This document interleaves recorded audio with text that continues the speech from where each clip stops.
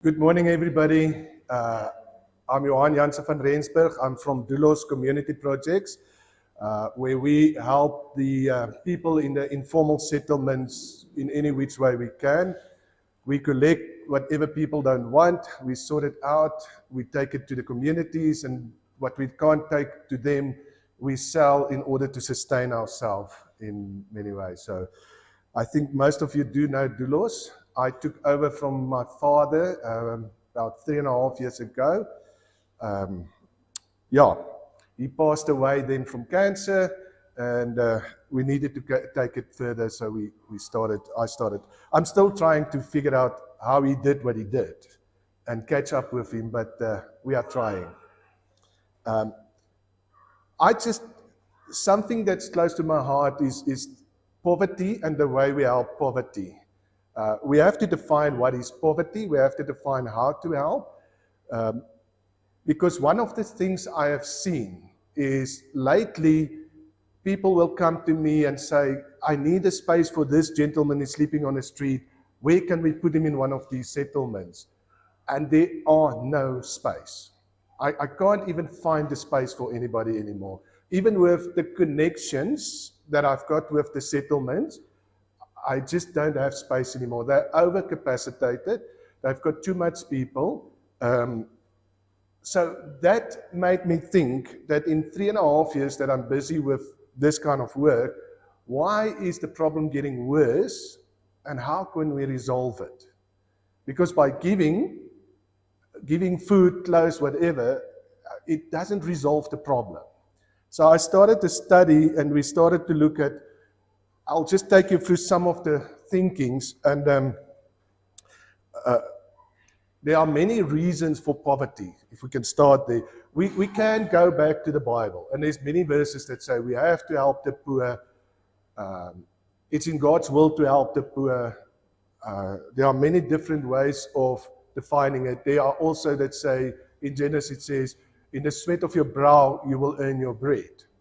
And in 2 Timothy it says, if you don't want to work, the actual words, if you go and exhort it, says, if they don't want to work, put them out of your community. Proverbs says, it's the lazy people that stay hungry. So we have to balance these verses in order to help them the correct way. So I just want to go through a few things to say that the reasons for poverty, I think we can add a lot to this, but one thing they say, overpopulations, inadequate healthcare, illiteracy, war, civil unrest, corruption, famine, and high birth rates. I just want to highlight a few. Civil war, we know Ukraine, we can see how many of them is running away to the countries next door to them, and the countries are starting to suffer because they have to do something to help these people.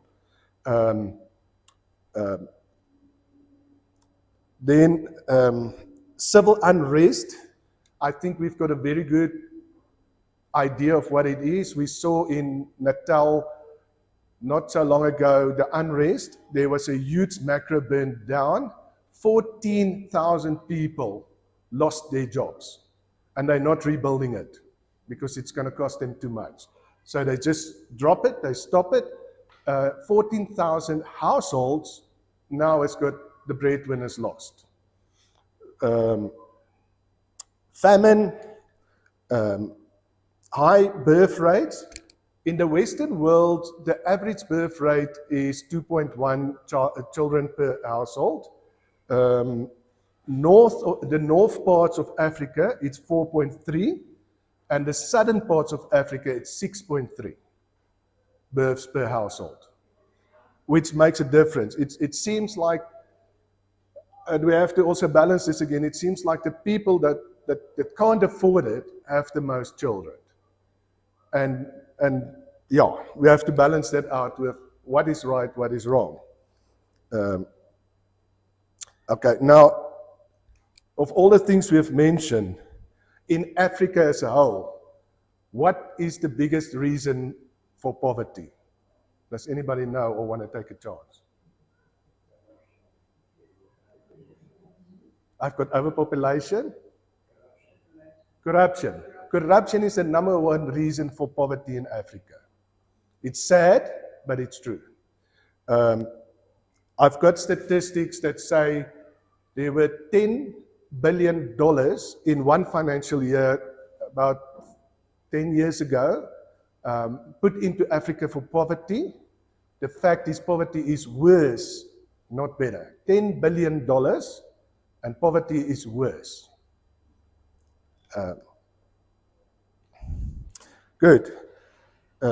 We also have to realize that in Africa, we do have more barriers than the Western world. We have cultures, we have people that their ethnic and cultural values are a higher priority than the whole of South Africa or community. We're starting to see we can start to see that also in South Africa in certain ways. But if you go up more in Africa, you see that the factions, even though they call themselves Christians, the factions get higher priority than their Christianity in certain ways. I think they mentioned, if I'm correct, Burundi, where 80% of the people are called Christians, and it's the Christians that take part in the ethnic cleansing sometimes. So again, we have to relook at that as well and how we can work past that and through that.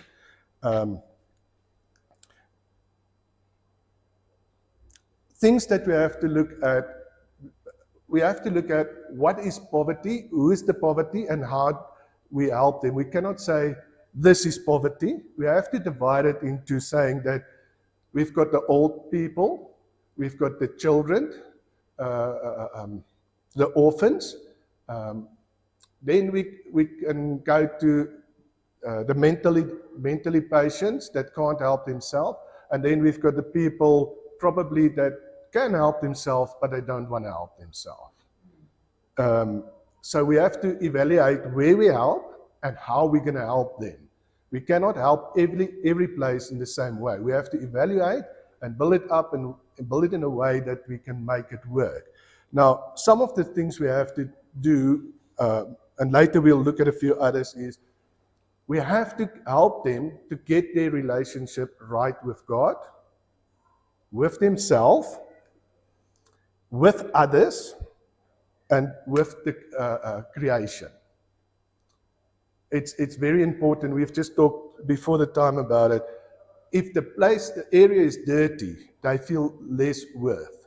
If the area is clean, you lift them up a little bit. I've spoken with many people coming to see me about poverty, that want need, that want help.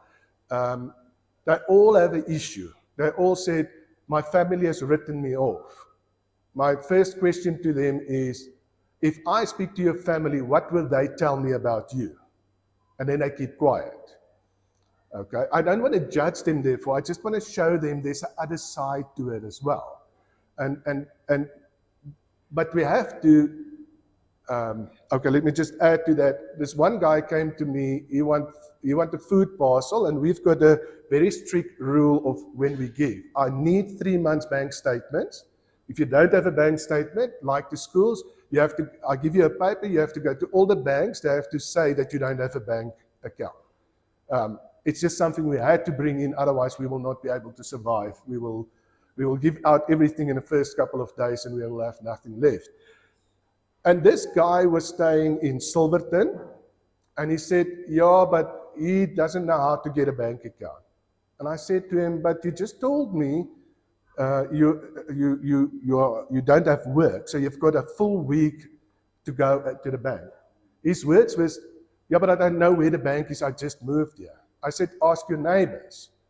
And he said, I don't speak to the neighbors. So with people around you, we have to create that thing as well. We have to re-educate them how to work with other people.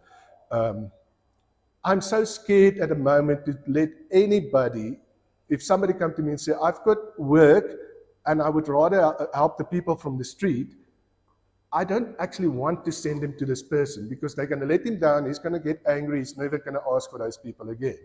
We have to rehabilitate them first before I can suggest them to work. So there's a lot of things that we have to discuss and we have to evaluate. And I think it's a new mindset that we have to work on to say it's not working just giving them food, clothes, and whatever. It's not working. It's counterproductive. There are places and facts that it will work, but for the better part, it's not working on the moment. If I can, I just want to read you something that Rick Warren has written in one of his books. And I'm quoting his words.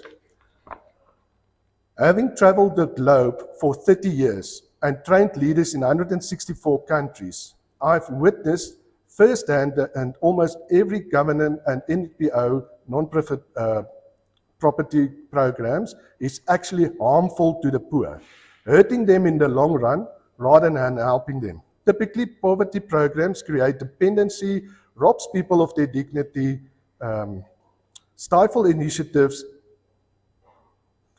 What have we done for you lately? And we create a sense of entitlement. So it's not just a local problem. 164 countries, 30 years, we see the same problem. And we need to get to a place where we can say, are we making a difference? And how can we make a difference? Maybe we have to stand back a step. I'm not saying, please people, I'm not saying stop your soup kitchens and whatever. But maybe we should stand back a step and say, how can we do this? And what do we need to do to help these people the correct way? And we will work through that because it's a multifaceted relief system. We're going to have to take time with these people, 6 months, a year at least, to be able to help them, walk with them. One of my dreams is to help to facilitate people, to help people in these camps that we have, to get them ready and get them out so that we can get these people from the street back into the settlements in a safe environment where you can work with them. Because the streets is not always a safe environment where you can work with them. Yeah. Some of them are professional beggars. It's a good time maybe to mention, my father used to in Afrikaans call it the 3 B's. Bedelaar, boemelaar, behoeftige. So it's the needy, the beggar, and the bum. Now, unfortunately, when we help the needy, they've lost their job due to COVID or whatever. Somewhere we need to say, we're going to help you until there, but I want to see what are you doing from your side. If he's not doing anything from his side, we are helping him downwards, not upwards. And that is important. So I'm going to help you, but let us talk about it. Maybe we have to help you reset your budget. Maybe you should scale down your life standards. I know one church where I work, they found out that some of the people that they serve with food parcels are keeping their DSTV at DSTV every month, paying that. 1,000 rand or whatever for DSTV because he wants to watch his sport, but they don't have food. So I have had one instance from a person that came to see me, and working through his 3-month statement, I saw that he spent between 400 and 1,200 rand a month at tops. And unfortunately, I got a bit angry when he argued with me, and I said to him, sir, can I suggest something to you? Because I stopped all his food parcels right there and then. And I said, can I suggest something? And he said, what? I said, next time when you stand in front of tops, just look left or right, you'll see the spot, and if you spend the money there, you'll be able to make it. You don't need a food parcel. He didn't like it, he swore at me, but he needed to hear that. And sometimes tough love is needed. So, resources to the poor. What we need to look at is what we're getting to is we have to find out, is the poverty area where we're going to work, is it a crisis? Or is it, now I'm lost my words, or is it an acute problem or a crisis problem? The war in Russia is a crisis. We need crisis treatment. It's almost like, that's an acute problem. It's happening now. They're leaving their homes, probably don't have money, the banks are locked, they can't get their money, they don't have clothes, they don't have nothing. That's an acute problem. We need to help them with food and home and shelter now. Poverty in South Africa, and Africa as a whole, is a crisis, not an acute problem.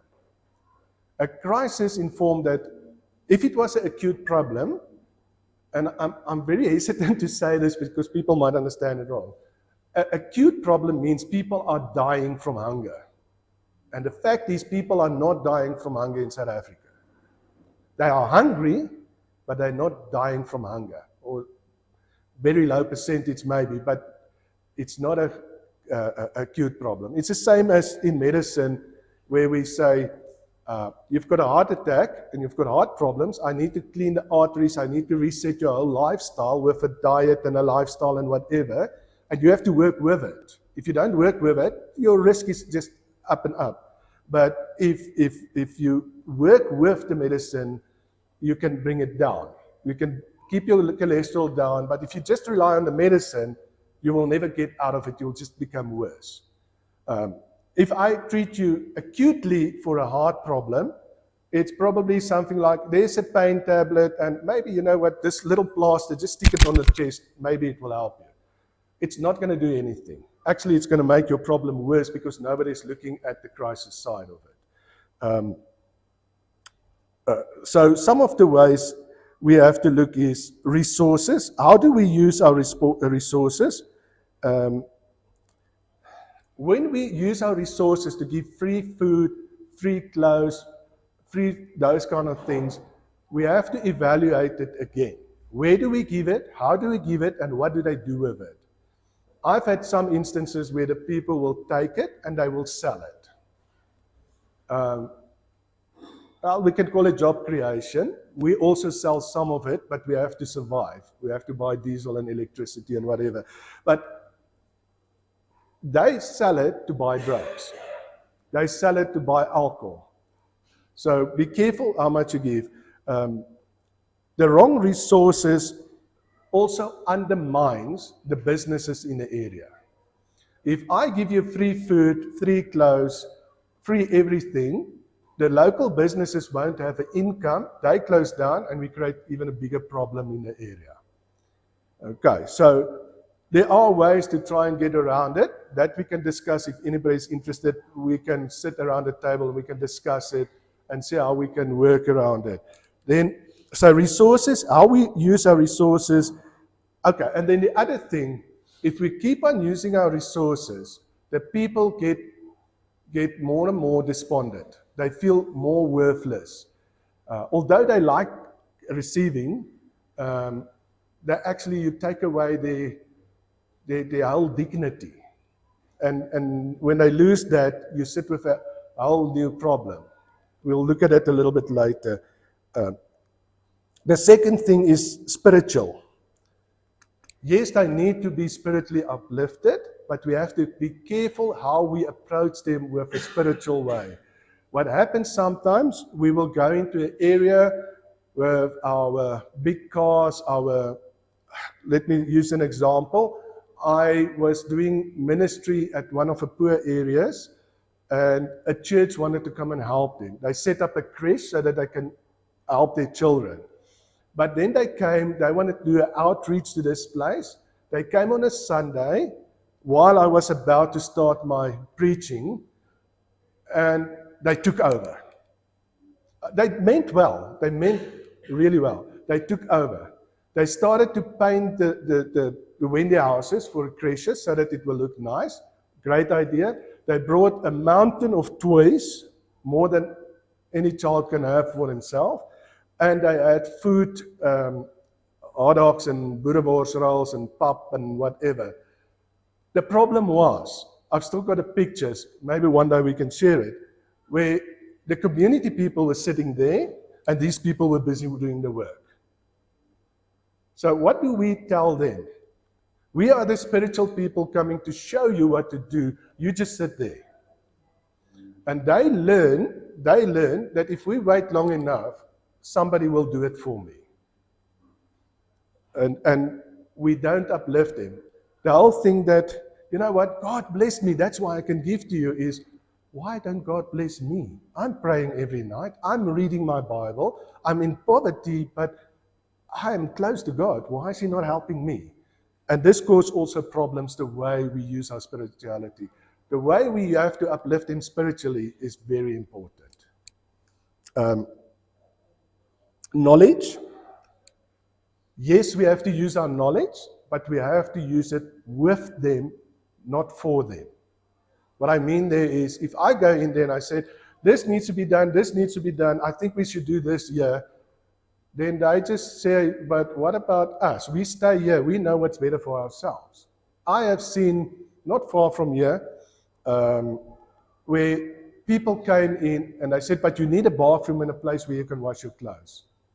I can go and show you. The tiles are broken off the walls, the toilets are broken, they don't use it. The washing machines that I bought to them, brand new, is broken or stolen.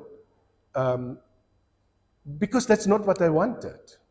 And nobody communicated with them to see what are their needs and how can we work together to solve it. Because we need to get them involved and not just use our knowledge to do what we need to do. Labor, I think that example which I told you about the people that come and do the labor and everybody set aside. I remember one of my shirts still have a paint mark on it, and I refused to remove it because one of the children came and gave me a hug. He was painting as well, but he was actually making a mess, but he was trying his best to paint. And then this one guy said, no, he's making a mess. Let him go and stand there and we'll fix it this way and this way and that way. That poor child, he could have had a piece of himself on that wall, even though it was a mess. But it was set aside and it was fixed because it was not good enough. I personally had also the experience where we want to do the labor because we can't wait for them and time is money. We've got so much time, we have to fix it. Just giving some of my bad sides as well. I went to a children's home in Rensburg. They wanted the house painted. Now, at that stage, if you want painting, I want to start and I want to finish. That's how I saw it. So I started the painting and the children came out and they wanted to help. And I said, no, go and paint there. I'm busy. And one of the people said to me, I have painted more in one day than 3 people has painted in 2 days, over a weekend. Because I was set to finish the job. But when I left and I went home, something in me felt sad and I don't realize what it was. And I started to say, God, what is it? What's happening? Why, if I've done such a great job, painted more than 3 people, why am I feeling sad? And he said to me, you forgot the most important thing. I said, but what? He said, the children. What is more important, the house to be painted or teaching the child to paint? Yes, I might not be able to paint a part of what I would have done, but the child would have learned a skill and he would have felt important. Now he felt like he's in the way, so just stand aside.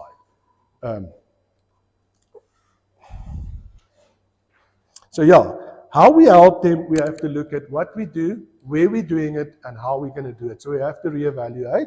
There are answers that we can work out. We are going to make mistakes when we go out there. I promise you, you're going to make mistakes. It's okay. It makes me think, one time I was in India, and after one of the pastors, we started to know each other, and we get to know each other, and he said to me, I call me JJ, he said, JJ, what you're doing is great, and we love it when you come and visit us and help us in India. He said, can we ask you one question? I said to him, yes, ask away. He said, can you please come and make new mistakes? I said, what do you mean? He said, you always come and make the same mistakes. We don't mind when you make mistakes, but can you please come and make new mistakes? So maybe we should learn from them. That hit me quite hard, I must tell you. That was very hard for me to work through, because it means that I think that's one of the things we are trying to do in the areas, to say, what did you do? What worked? What did not work? Okay, how can I implement it there? Okay, I'm going to make new mistakes, but I don't want to make the same mistakes. And then we can build and we can grow.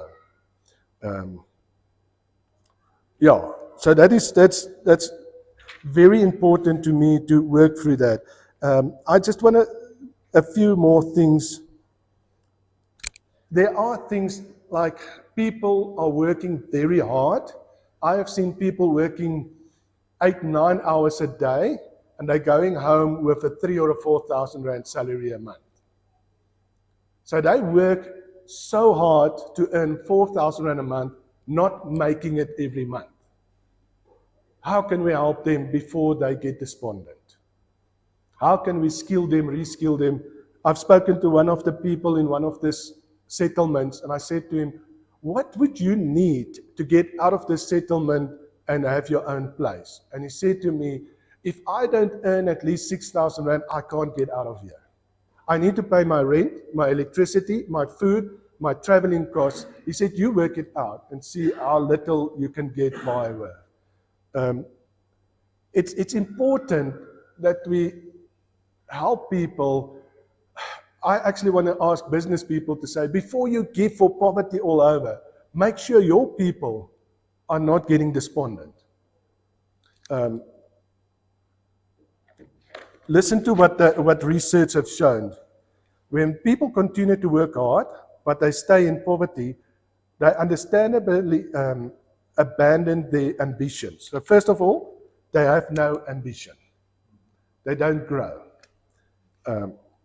They lose their work ethics and meaning in life.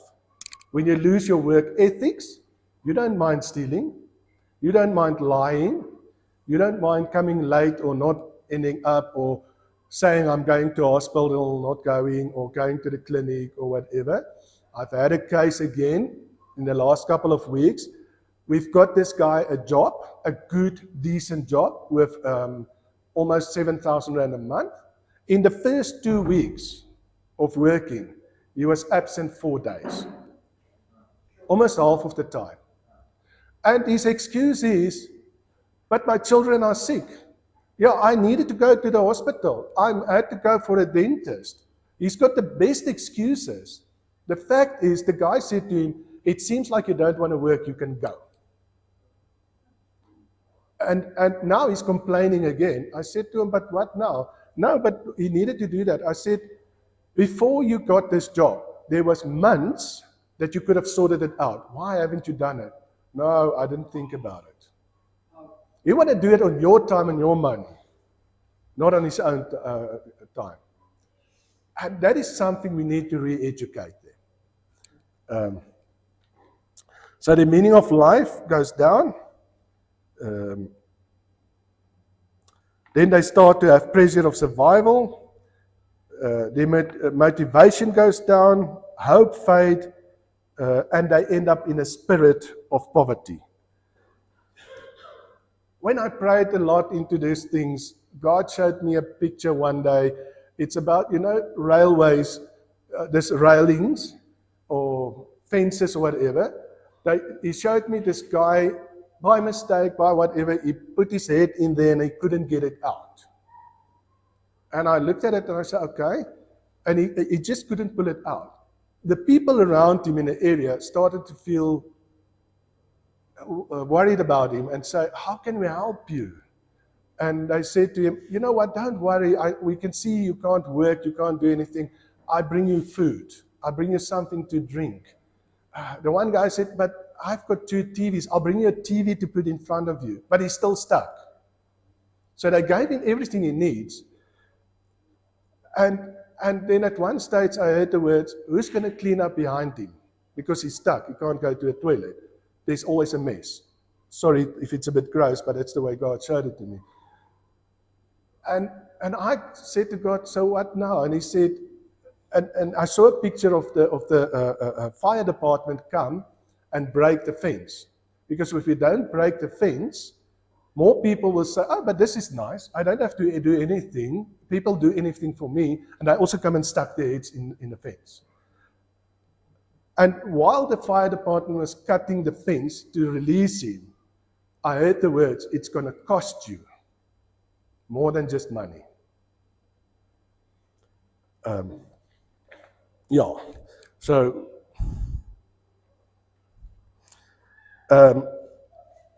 again, they need so much more help. If we just give it to them, we are treating a chronic problem with acute measures. It's not going to work. Actually, we're making them feel worse. Some of the research showed that when we help people in poverty and we go out to a place and we give them presents and we give them food, especially over Christmas. Luckily for us at Doulos, over Christmas time we can stand back because all the churches are involved. All of them are doing the Christmas thing, which is a good thing. Please, I'm not knocking it. And they go out and those people have so much. I've been at one place where they actually have enough for 3 or 4 months. But coming February, March, they all phone me, please, we need food. Even in just millipap, please come and help us. So at least we also get a break over December's. But it's not solving the problem. It's making the problem worse because the settlements are getting bigger and bigger and they can't afford it anymore. They just can't cope anymore. They've asked me, please take my name off your list because I cannot bring more people in. I would love, like I said earlier, to get these people in the settlements because it's more of a safe environment, to teach them, to help them, to disciple them, to work through all these areas in order to build them up and then release them back in the job area. Because I cannot suggest him for a job before he doesn't do all those things. Before I fix his ethics and his values. Before I give him hope. I cannot release him back into working area because he will just cause a mess. And usually when I ask people, how many of you have helped people in need and how many of you got hurt by it? Then 60 to 70% of the people pick up their hands and say, we have tried it, it's not working. I've had many people that help the people next to the road. Usually they said, just give me food. And as soon as you get to know them better and better, it's not just food. They start to ask, you know what, we're going to be put out of the place where we stay. Can't you give me some money? And then it is, I need to go to hospital, I need to pay this. They just get more and more and more. And when this person gets to a point and say, I can't afford it anymore, what do I do? No problem, let's run to Doulos and sort it out. Let them, just dump it on my doorstep. I don't mind, but I'm going to do what I need to do.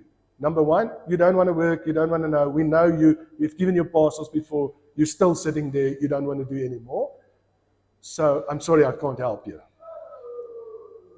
That is why if we as a community stand together and we see one lady that's standing on a corner, she earned about 6,500 Rand a month.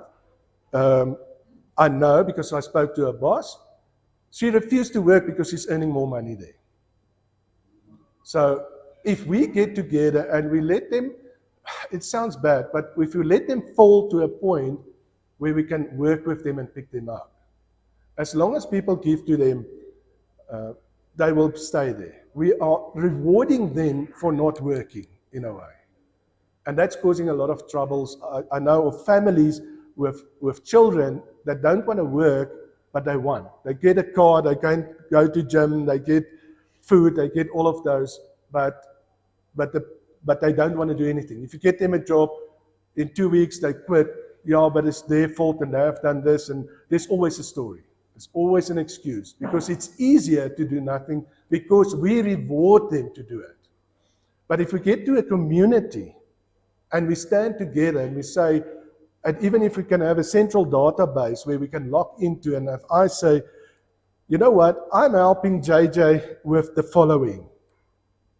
Tomorrow he will come to you and say, nobody's helping me and everybody's chasing me away. And you look on the system and say, you know what? You are Doulos and they are doing this and this for you and he gave it to you yesterday.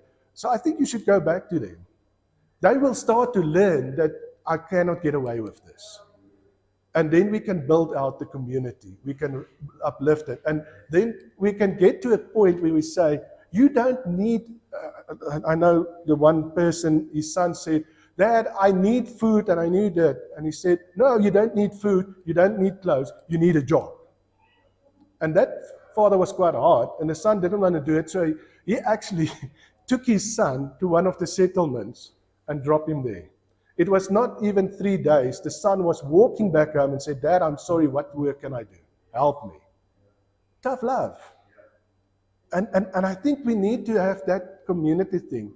We need to help the poor, but sometimes we need to say to them, we're not going to give you free clothes. What about we evaluate them, we class them in a certain way, and we say, due to your income of 4,000 Rand, you can buy food and clothes from this shop at a minimum price.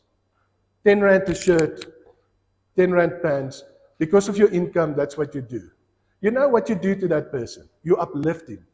He feels good. He's accomplished something. Give it to him for free. Although he smiles and you say thank you, remember those faces that we go down? It becomes entitlement.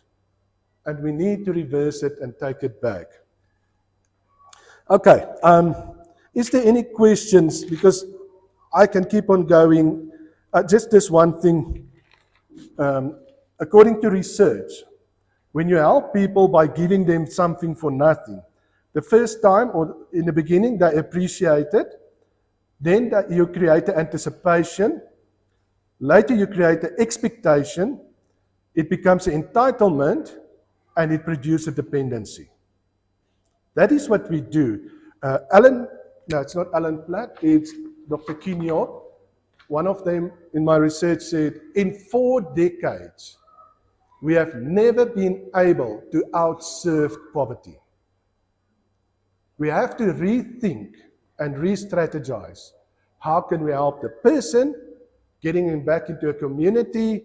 For instance, if I can end off with this, they've had an experiment where they say they took a water and a water laced with drugs, and they put that rat in a cage. And after a while, the rat keep on drinking the drugs, and he keep on drinking the drugs, and I couldn't get him off the drugs. And this one professor said, but wait a second, let us change the situation. And he put another cage with a lot of things that he can play on and play with, and other rats and whatever. That same rat would leave the drug-laced one and go back to the water. So yes, we need to create a safe environment. We need to maybe get one person out of each community, each NPO, each church, whatever, and work on somebody, build them up, and get them back in the area. But they need to feel safe.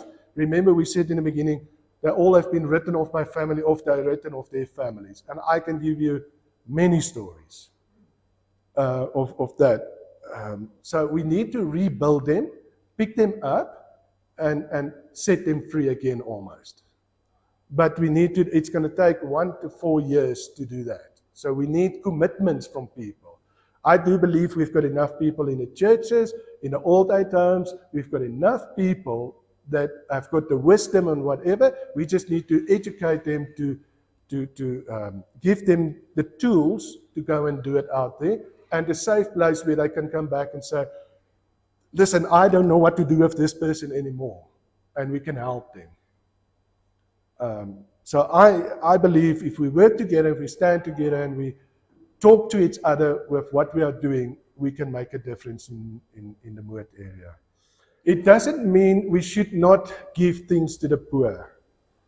But if that's all we are doing, we are missing the point. So I just want to say, when you are giving, think how you can improve on it, how you can do better. But if we don't give and we just want to build them, Where are they going to get the food? Where are they going to get the clothes? So we do need to help them, but in more than just one way, otherwise it's dependency.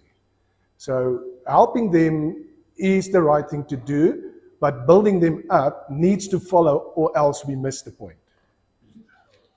Rolf is talking about JJ, I'm talking about Johan.